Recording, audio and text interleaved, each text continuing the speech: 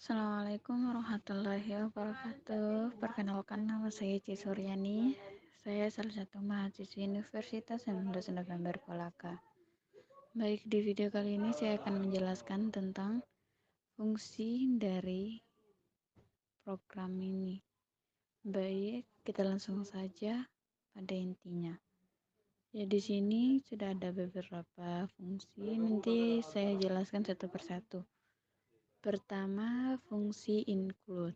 Include ini adalah sebuah prosesor pengarah yang mengatakan kepada compiler untuk meletakkan kode dari header file IOStream ke dalam program. Nah, fungsi jauh memerlukan file IOStream.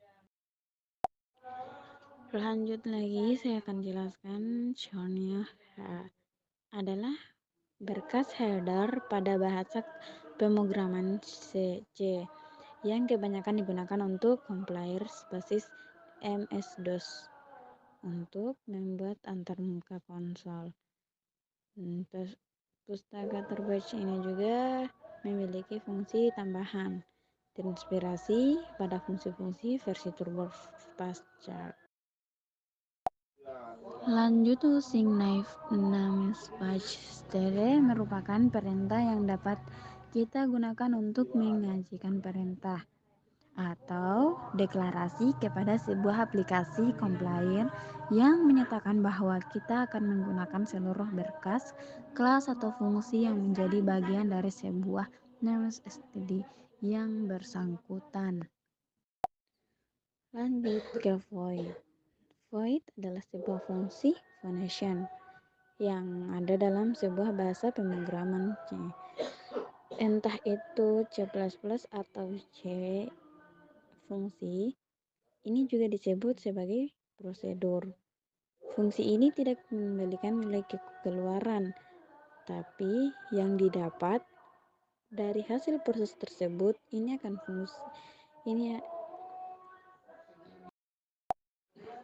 Lanjut, fungsi syn adalah fungsi yang mengambil input dari keyboard, membutuhkan variabel untuk menyimpan data yang telah diinputkan.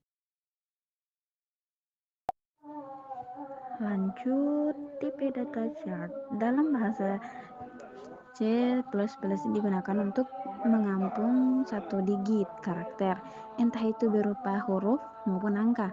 Variabel yang didefinisikan untuk mengampung tipe data chart butuh 1 byte memori. Secara teknis, cara ini dikodekan dari ASCII.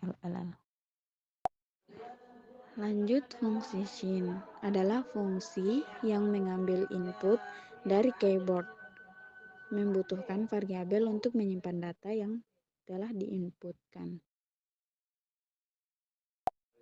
Fungsi tanda kutip 2 yang diketahui sebagai operator pemasukan insert operation.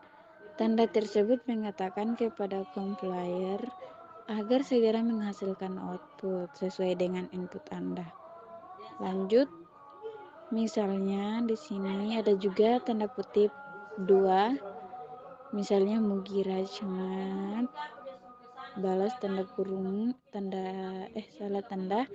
kutip merupakan sebuah pernyataan yang digunakan untuk menampilkan tulisan yang terletak pada sepasang tanda petik seperti ganda ke layar.